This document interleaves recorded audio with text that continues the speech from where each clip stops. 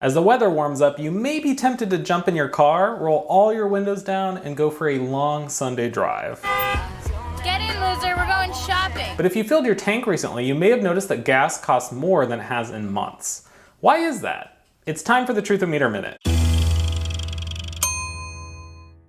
Hey everyone, I'm Daniel Funke with PolitiFact. One of Joe Biden's first actions as president was an executive order that revoked the permit for the Keystone XL pipeline. First proposed more than a decade ago, the pipeline was intended to carry crude oil between Canada and Nebraska. The Trump administration backed the project, but Biden halted the pipeline's construction, citing environmental concerns. On social media, some say that Biden's order has raised oil prices for the average American. One post on Facebook says, "Stopping the pipeline did not change our use of oil.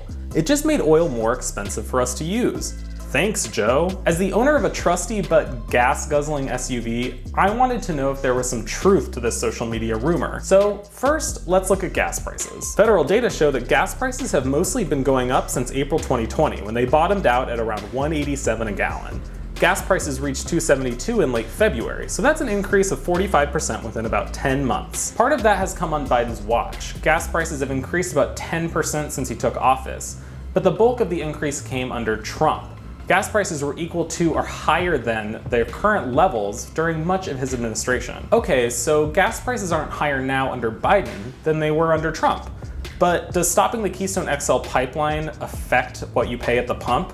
Let's take a look at crude oil prices, which is the source of the gasoline that you put in your car. From the day Biden signed his executive order to the day the Facebook post was published, the price of crude oil was relatively stable.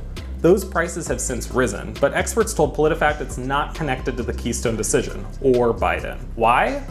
Dust off your economics textbook, because we're about to talk about supply and demand. The Keystone XL pipeline was not operating when Biden took office, so changing it does not affect today's supply and demand.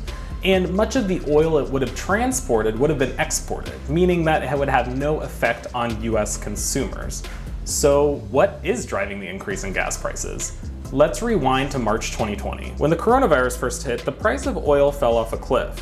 That's because the pandemic shut down some major industries for weeks and curbed the ability of people to travel in airplanes and cars. Now, as new daily coronavirus cases decrease and more people get vaccinated, demand for oil is increasing. More people feel comfortable traveling, either for leisure or for work.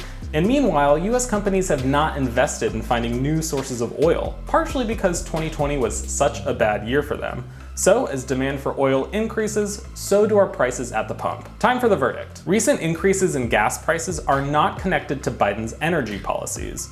We rate social media posts claiming otherwise mostly false. Be sure to subscribe to this channel for more video fact checks, and follow PolitiFact.com for the latest.